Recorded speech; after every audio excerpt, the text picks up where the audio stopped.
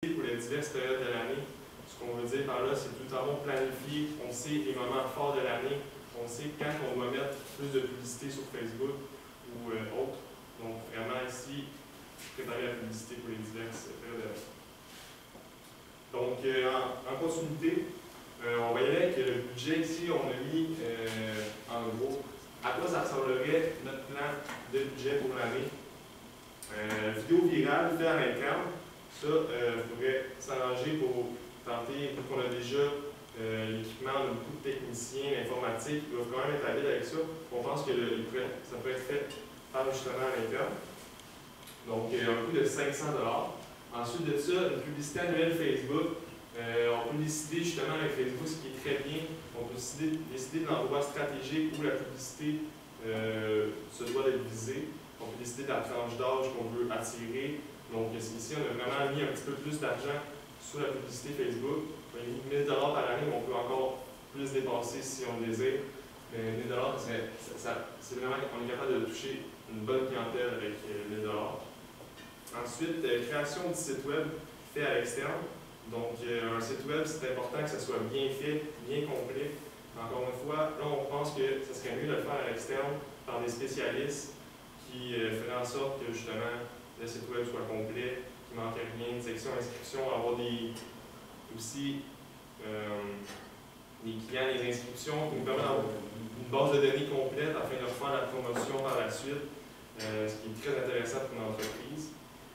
Maintien du site web en ligne. Sur Internet, ça prend un certain montant pour être accessible. On a du visuel sur Internet, donc 300 $, 25 $ par mois pour les sites Internet. Donc, implantation du siège social, 15 000 $. On a été avec un plan de soit de location, ou sinon un amortissement sur plusieurs années, comme on avait dit encore à Québec. Donc, l'implantation du siège social serait environ de 15 000 $ par année. C'est vraiment approximatif. On n'a pas été avec les chiffres ici. Donc, ensuite, le directeur logistique qu'on engagerait serait un salaire de 40 000 $ pour justement soutenir le Simon, dans le fond, qui va pouvoir justement l'aider à tout gérer ses employés. Pour un grand total de 58 300 $ pour un année. Donc, voilà. On a décidé aussi de ne pas mettre un budget excessivement élevé en publicité. On voit que c'est environ 3 000 $, 4 000 $, mais c'est justement pour respecter un peu votre idée que la publicité, c'est surtout fait. On veut, comme une publicité aussi par vraiment les gens qui aiment la compagnie, on veut que ce soit vraiment eux qui propagent le message, puisque c'est toujours, quand on cherche, exemple, une compagnie pour faire une publicité, bien, c'est sûr que si un ami nous recommande quelque chose, ça va beaucoup plus porter que la publicité, donc c'est vraiment sur la notoriété qu'on vise une publicité plus que sur les dépenses. Donc, pour la conclusion, vraiment, la phase transitoire est très importante à bien intégrer dans justement le plan de stratégie, comment on va s'y rendre. Il faut que ça soit réfléchi quand même pour que ça soit le plus efficace possible. Ensuite de ça, la gestion du marketing optimisé, y aller vraiment avec toutes les 4 P qu'on appelle. Donc, le prix, le produit, que ce soit tout cohérent avec ce que l'entreprise désire vendre. Et par la suite, la planification des ressources humaines performantes. Ce qu'on veut dire par là, c'est vraiment que tout le monde sache exactement les tâches qu'il va faire et puisse justement apporter le mieux à l'entreprise. Donc, voilà pour notre présentation. On est rendu à la période de questions. Merci beaucoup. Parlant de la phase transitoire, de ce plan de transition-là, on a parlé de la dénomination sociale, de garder deux entreprises distinctes pour l'instant. Comment est-ce qu'on doit s'y prendre à l'interne au niveau des employés, mais également à l'externe de la vision des gens? Qu'est-ce qu'on devrait faire pour, parce que c'est quand même un OBNL qui passe dans les mains d'une entreprise privée, comment on doit s'y prendre par rapport à ça? Moi, je crois que justement, pour l'interne, on doit faire comme si c'était vraiment une seule entreprise. C'est vraiment juste au niveau public qu'on doit faire.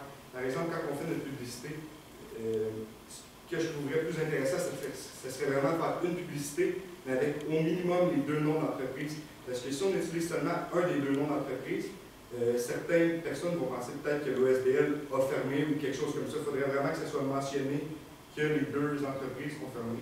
Ce que j'aurais pensé aussi, c'est de, par exemple, vous avez probablement la base de données des clients que vous avez déjà fait affaire avec eux. Vous avez mentionné que les deux compagnies font une alliance pour justement qu'ils soient au courant. Puis c'est vraiment de cette façon-là. Puis par exemple, on fait une recherche sur Google, on marque la troupe, ben, on va vraiment tomber sur un site web commun. Peu importe la recherche qu'on fait des deux entreprises, on va vraiment tomber sur un site web commun. Merci. Coût, budget. 500 $, un site Internet. Est-ce que c'est peu? Ça peut être un petit peu. C'est sûr qu'on a fait des hypothèses. On n'avait pas les chiffres de l'entreprise ici en tant que telle. Nous, on ne peut pas avoir eu les chiffres, ça nous aurait permis de vraiment faire des hypothèses plus précises. C'est sûr qu'on aurait pu adapter un budget à long terme, puis on aurait pu prévoir beaucoup mieux notre prix investi, parce que c'est vraiment un investissement sur nous de marketing. Si vous prévoyez faire 100 000 de ventes, on pourrait qu'environ 5 devrait être investi à votre publicité, votre promotion, mais malheureusement, on n'avait pas ces chiffres-là, donc c'est une hypothèse. Merci. Budget, les implantations du siège social. Oui. 15 000 ça comprend quoi, 15 000 C'est vraiment le bâtiment, pour ceux qu'on va nous décider d'amortir. Ouais. Avec, on veut peut-être un petit entrepôt justement pour être capable de serrer tout notre matériel. C'est pas l'espace bureau, c'est l'espace entrepôt. C'est un petit peu les deux, là, un petit espace entrepôt, un petit espace bureau. À 15 000, le même comme locataire, ça ne sera pas. Mais on n'a pas besoin de quelque chose de vraiment gros non plus, puisqu'on a seulement, on a vraiment les deux employés, c'est vraiment, il n'y a pas vraiment beaucoup d'employés qui vont travailler à la siège social, ça va même. Aussi, la localisation est importante un peu. On peut essayer d'utiliser un endroit qui va peut-être coûter moins cher le terrain, peut-être plus à l'écart de la ville. C'est pas nécessairement obligatoire d'être à Québec, dans un gros centre-ville. Par exemple, pour ce qui est du stockage, c'est sûr, le stockage des matériaux, il faut que ce soit à l'intérieur. Mais pour ce qui est des camions, tout ça, ils n'ont pas besoin d'être dans un garage, ils peuvent rester à l'extérieur. Donc ça, c'est pas vraiment une tâche difficile à trouver. Un terrain qui soit stationné, déjà là, il va déjà avoir un terrain qui coûte pas cher de stationnement. Nous, on a vraiment mis les dépenses, les nouvelles dépenses qu'on croyait opportunes à mettre. Sinon, c'est ça. OK. Merci. Merci, messieurs. Merci.